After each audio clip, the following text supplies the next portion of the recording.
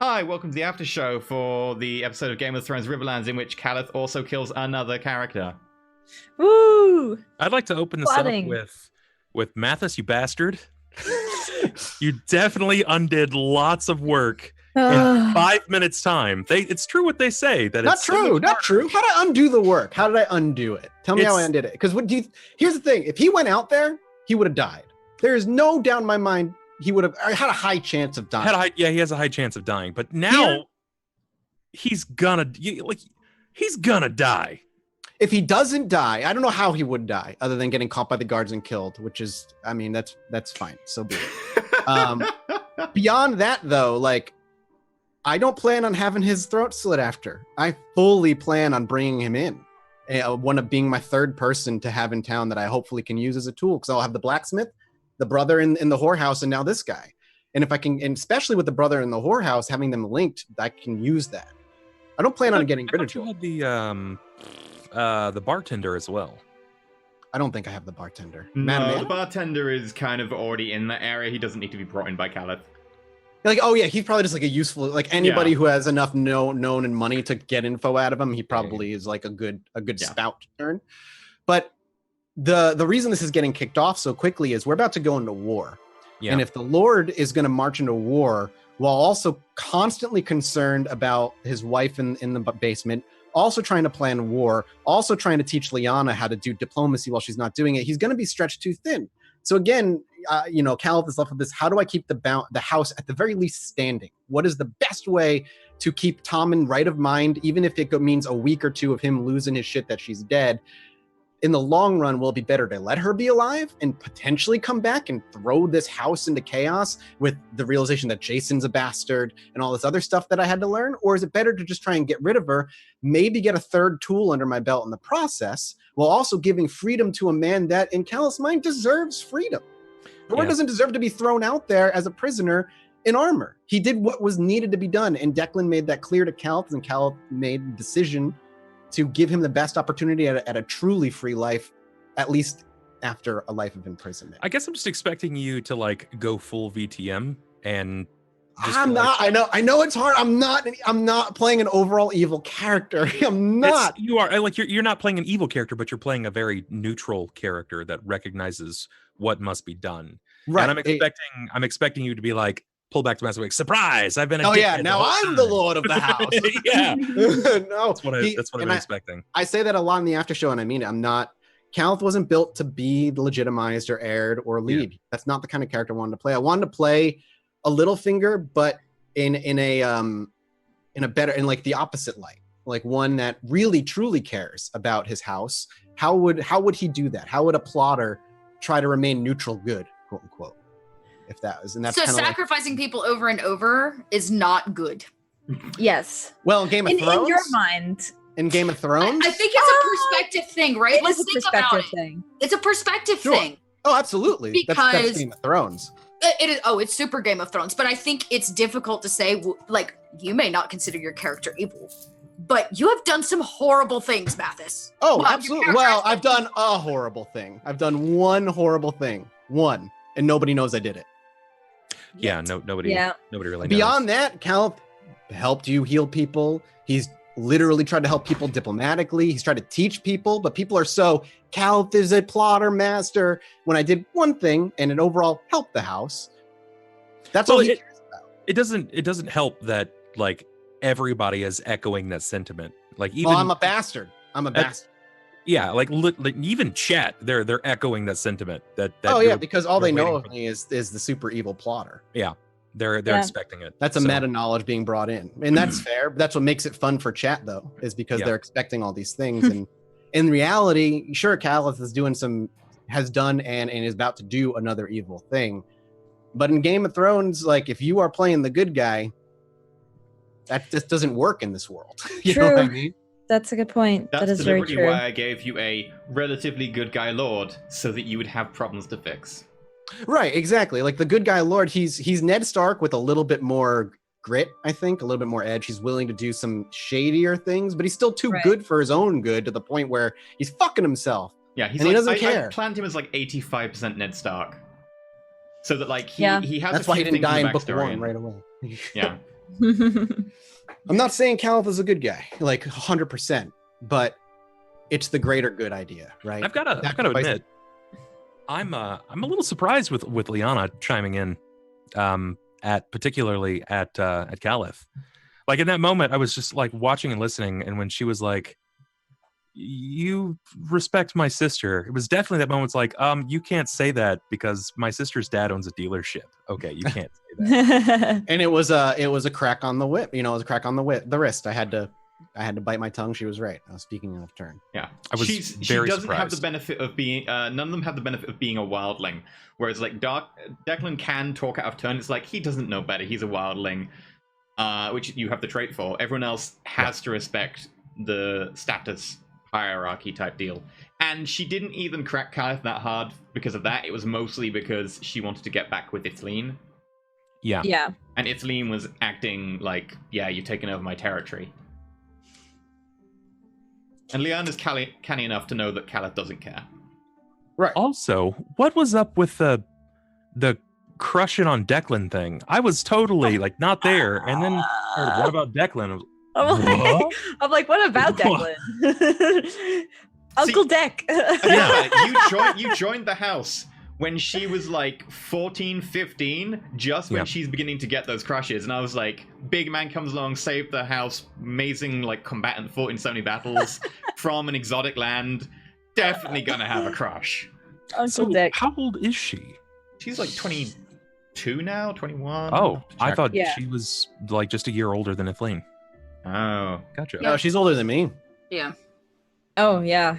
Which is one Hoster of the was the reasons they were oldest. trying to marry her off so quickly, because she's hitting that like Yeah. She's getting old. She's Yeah. 21. Getting that old maid status. So is Hoster 24, 25? Costa would have been 22 now. Yeah, he's a year older than her. Then So she's probably what, like 21? She's 21. Costa Okay. would be 22. I'm 20, so that makes sense. yeah, I pretty much have everyone's age just fucked up except Jason. Jason's going with He's just kinda, six. like, He's just a kid. Yeah, he's just a little kid. Also, your airy 6-year-old is probably my favorite. When I said I picked him up by the ankle and you were like, It's fun. that killed me. That was perfect. I have way too Yeah. much fun playing 6-year-olds. I was gonna say you do a good job role playing a little kid. Like Yeah. for me, I'm like, I don't know what kids do, like what are children, but you're like, you know, you're good at role Anyone who playing. has a child will probably be like, that's not what 6-year-olds are like. That's what 5-year-olds are like. 6-year-olds are very much more. I'm like, I have no idea. I'm guessing here. They Yeah. rapidly age once they hit 2. Every Yeah. year it's wildly different. The only change From I my made between limited 5 and knowledge, it's 6 good. is I was like, right, 6, he's going to ask why to everything. That's what he does at 6. Yeah. I'm curious. I mostly wanted to pose this because I think everyone's going to have a bit of a different answer. Is what do you think about Declan talking to Ithleen at that, at the end of the episode? You did You just know- say, you know what? There were upsides to your brother being murdered. Yes, I feel that like actually surprised Ithleen. When you pick that apart, like literally when you hear that part and not the rest of the argument, yeah, it sounds real fucking bad. But that's like, I feel like twice you did that in this episode when you went to go talk to the mother and you're like, yes, I've seen children die, or like I've seen kids die or whatever. And then you're like, yes, no, it was Ithleen, just like, your brother. people die. Boys die. Like, People die. Yeah, that's Like- a very free folk thing to say. It's like, people Yeah. die, get over it. Yeah. So Definitely, Declan felt like he said, it very came off as like, let sleeping dogs lie. yeah, I think Declan is not, you have empathy, but the way that you show it is not, maybe it's not very charismatic in a way. You're just kind of like, I understand. It's not over the top. Yeah, it's definitely not Yes, over the top. yes. It's not. The moment of mourning is like that long. Yeah, yeah. I think So- it's like, I imagine Declan's having like quite this moral conscience and like a lot of like introspective, like he doesn't want to do the bad things. But now that he's pushing into the area where he needs to do some iffy things, he does the iffy thing, but the output is different. Like he can't fully articulate the output properly. And so he's just like, bad things happen. I don't really want to talk about it. Like he's not fully connecting with the issue when he talks to someone. And I think, yeah, what you were saying, that one statement, it's even like the statement you said to Ithleen was, very shocking. I don't think that Ithleen fully agrees, but ultimately, I know you weren't, trying to be a douche, or you're not. You're telling me this as like, listen, Athleen, like, sit down. You can't let this thing be hanging over your head forever. You can't let it eat you up. Yes, exactly. So it was a good talk ultimately, though, maybe harsh in some ways. I think it was a good talk.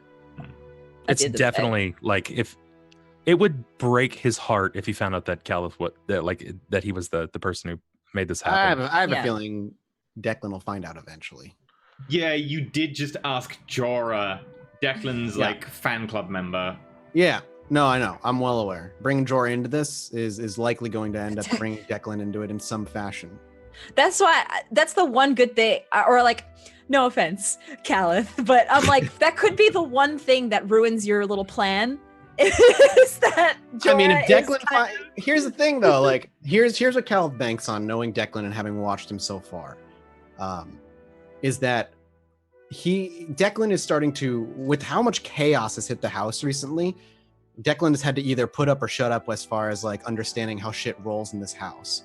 And it seems like now that time has passed and the good of Hoster's death has come out, that has helped him see things in a less black and white manner, and has introduced at least a shade of gray to his perspective. And I can try and lean on that because, again, if Declan ever is like, did you do this? When he provides like evidence to Caliph wouldn't necessarily hide it. He'd be like, tell me the bad that came of it, and then tell me the good. And he'd probably have a conversation. It's very possible Declan pulls the sword at the end of the conversation, beheads me. So be it, if that's how it ends up going. But he's not stupid. He knows he can't hide everything from everyone forever. Yeah. Right. That's just not how plans work. Plans eventually, will get found out one way or another, but we'll see how, these things turn out. But it was the fact that Jorah was so willing to act and so quick that made him the perfect candidate for what I needed to get done. So my other option was way sloppier.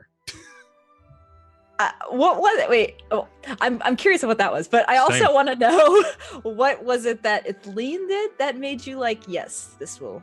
Yeah. When you were like, Declan and Athleen were talking in the meeting. Yeah. That you were like, yes. Just talking about, oh shit. The prisoners, right? The prisoners, yes. It was the constant fight for the prisoners. And I was thinking, okay, prisoners, actually, that's a great idea. Can I use one of them as a candidate? How many prisoners do we have? And then he brought up Jorah, and then I remembered the whole Jorah thing. I was like, 2 and 2 together.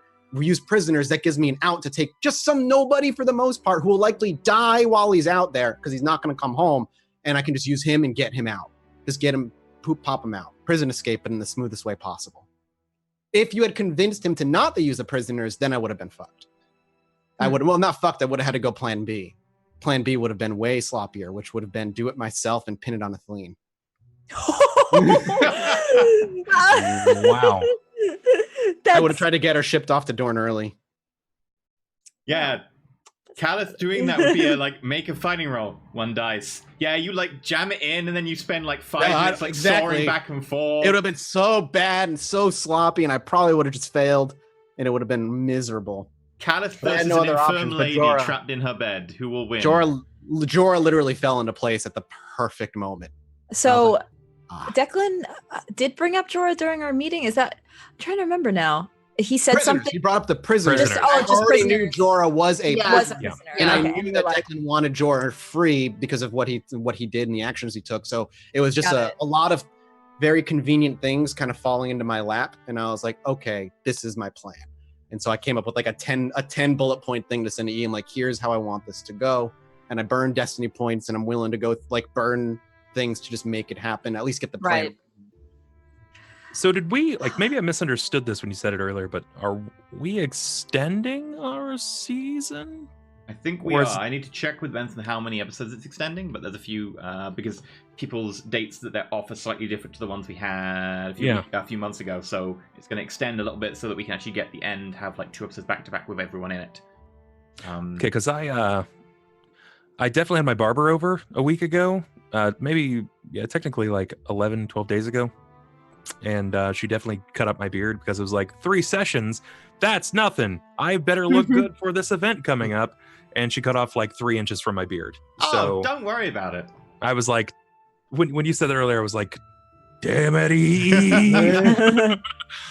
But yeah, a 32 on that deception bluff check. Jor is 100% like, Declan's on board with this. I'm good. All I the words I said weren't lies, technically. No, but they were to create the impression of. Yeah. Oh, yeah, of course. That was the point. Yeah. I do recall that there was a time when I sat down with Jorah and I was like, trust no man. I don't know what being in jail has done for him, But I also understand how this could He sway needs him. someone to trust. He's been bereft of my anyone. bargaining chip for him is like, you do this or you go face certain doom in the field. Yeah. This is your choice. And That my wasn't other selling bargaining with chip is him. like, your brother's still alive and he works for me and he has a job. Like, I can do the Yeah. same for you. The selling points were he knows his brothers get money from somewhere, and now you're like, oh, it's me. He's like, okay, that's reliable. Also, Declan knows and Declan approves. Also, the house needs this desperately. The done. house is in so need of killing the mom, and nobody is going to kill the mom. Nobody will be. No. I mean, maybe the Maester, but I don't really know what the Maester would gain from that. Nobody's told the Maester about. Yeah. Right. Yeah. Nobody No. wants Yeah. him to know. Nobody really wants the Maester involved in anything. That is what Raphael took away from this today. He saw a lot and heard a lot of The things. mom has to be taken care of before the maester has a chance to heal. That's the other issue too. I right? mean, the Maester healing will not be like an instant thing. It would be over the course. it'll of be like, over the course of time. time. Yeah, it would take time. I mean, as far as like today goes, And that's the it best was case. it was like, okay, Declan, go get all the troops. Okay, Declan, go see that this person's back from the ship. Okay, Declan, go take the boy and do this. So it's been a lot of like ponying around and doing the things that have been commanded of me. And unfortunately, I didn't really get a lot of time with the Maester today. Yeah. No, this was effectively the banners are being called, so this is probably the like- last time you'll Panic. have. Yeah. Yeah. And I wanted to Wartime. especially get the small council like locked out to figure out exactly what this is going to play out as, because it's going to determine A, how much pull you have overall with your peer houses, because the more troops you send, the much better you're thought of. And B, also how well defended you are, which the answer Right. is not very until you train more things. I appreciated the small council meeting just because it gave me and Athena a chance to interact, because we really don't interact all that much, and I'm glad it was as it was because it fit Yeah. the characters really Yeah, well. it did. It also It gives definitely Maester did. Raphael a time to like analyze every other person in the house. Yeah, and see what. I took a lot away from that. I have messages for EE, but Raphael, he came at like the most opportune moment. Like, and everybody treats him like he's a senile old man, and he's got a like Not at all. I treat him like he's just slow. he's fucking stupid smart and can read through just The about Maester. anybody's Of bullshit. course, Yeah. yeah. So like I'm just waiting for the moment, and he also hasn't had a chance alone with the Lord yet of the house. Yeah. Like he's been with the family. Yeah, he learned a lot, that there's a lot of secrets in this house. Nobody talks, like everybody was like, oh, meeting's adjourned. You two. He watched all of these things happen from the start. He recognizes that we're definitely at war, but there's distaste in this house for whatever happened with Luvina, though he doesn't necessarily know. And everybody's trying to hide something. He picked up on that today and was assured of it when the SEPTA came to him and was like, oh yeah, the maid here, this, and this, and here's some more rumors about the house there, and they're talking about this, and this. There are a thing. lot of conversations that have happened in front of guards and townsfolk and Yup. stuff like that. Yeah.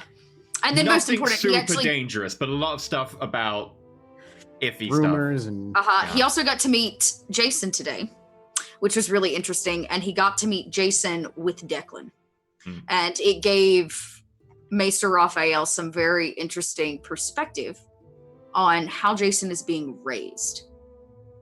There's no mother. The father is not the father figure for Jason. Mm-hmm.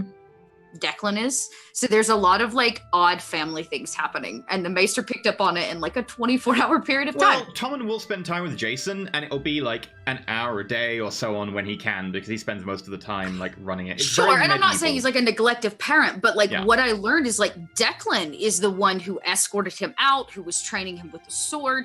Declan is there's like a very he's definitely- personal relationship there. And More then so we also heard that the SEPTA was like, yeah, and one of the maids is a little involved in his life. No, the maester knew what to say to be like, don't worry about that child. Aren't you going to be getting a lot of time with Jason yourself, since like you're the one in charge of teaching him how to read and? I thought that was the medicine Septus stuff? job. Scepter does a lot of it, but Maester Raphael would be in charge of the more exact stuff. Yeah, the upper teachings. She's just like alphabet master the shit, and you're like, today we read about the history of. Okay, well that's news to me. There's It's also like in Winterfell, Maester, what's his name? Lewin was teaching like brand heraldry and stuff. Mm-hmm. Yeah, it should be interesting. Maester Raphael is just as sneaky as Lufina, but he goes about everything very differently. He's not going to lie to you. Invested.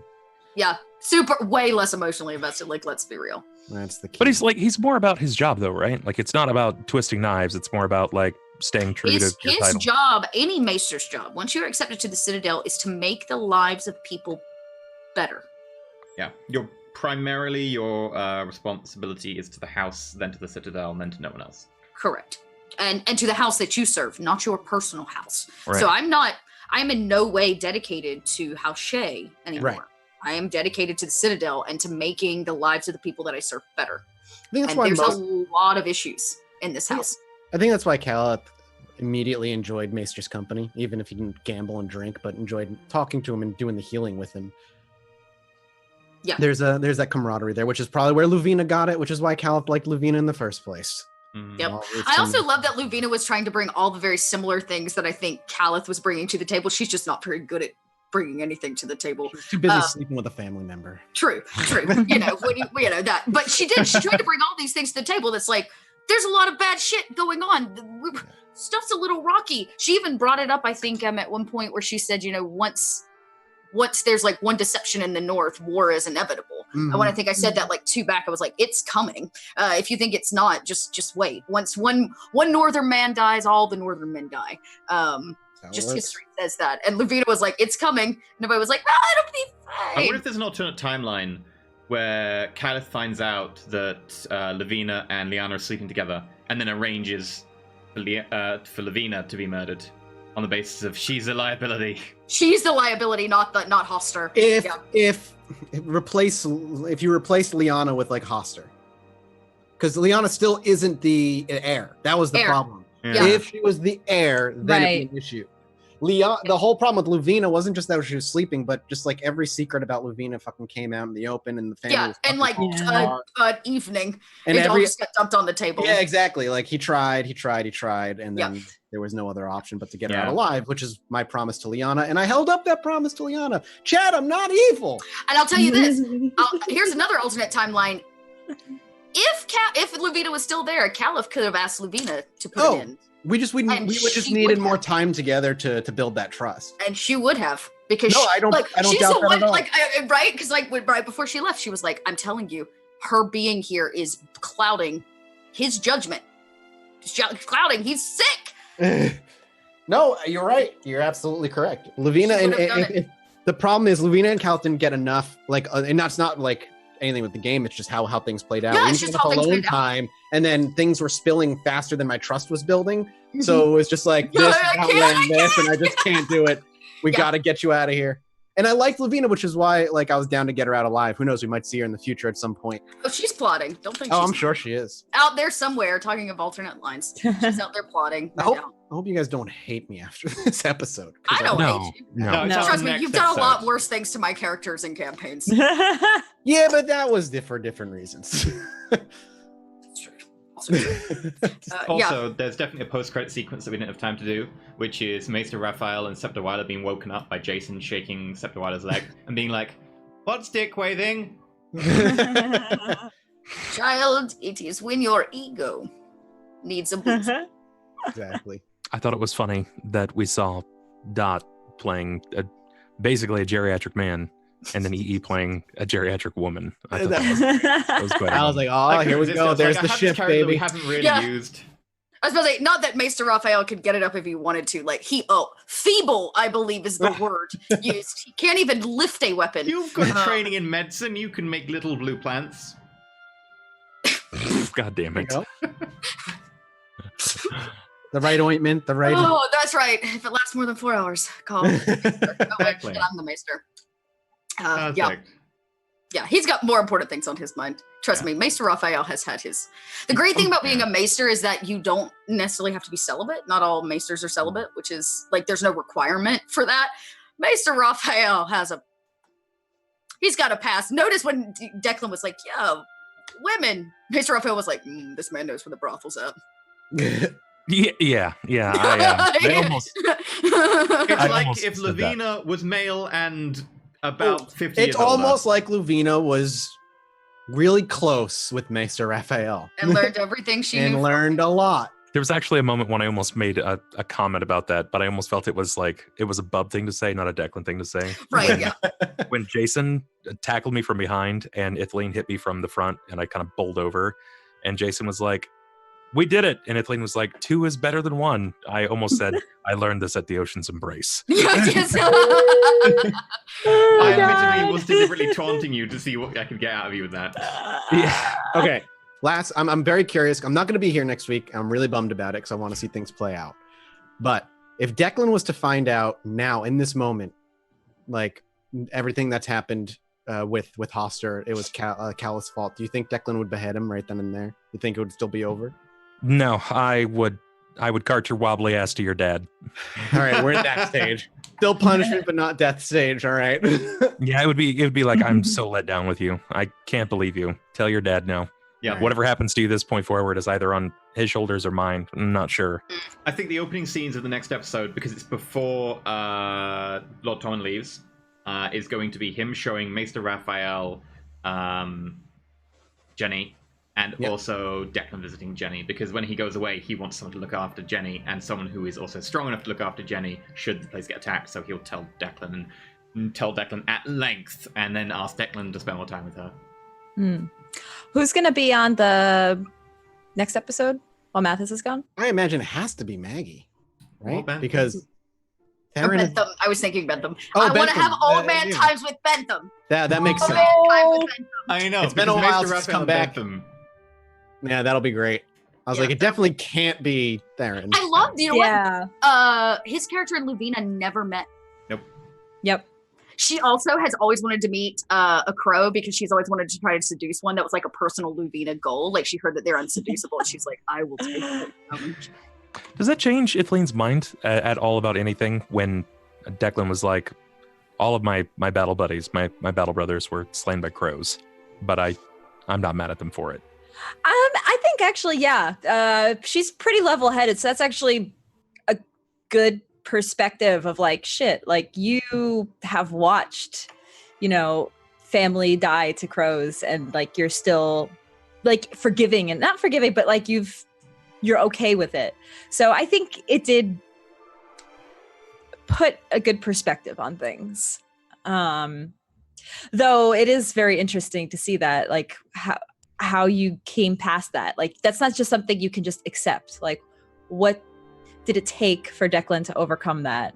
6 years in the pits, Yeah. the pits of Essos, and that shit'll change a man.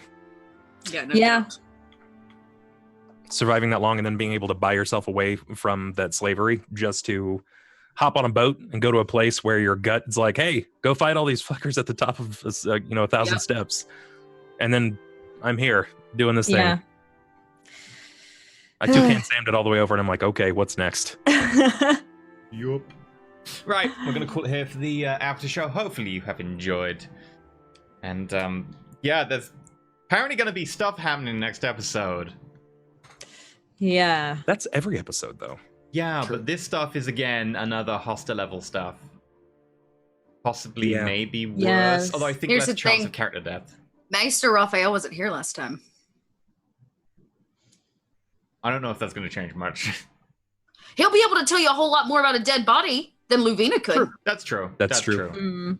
The after effect will be important. Yeah, the but alpha effect of what is inevitable, I'm guessing at this point. Yeah. The thing is, there's a lot less chance of PC death, because last time I was genuinely under the impression that there's a good chance Italy might die because frenzy.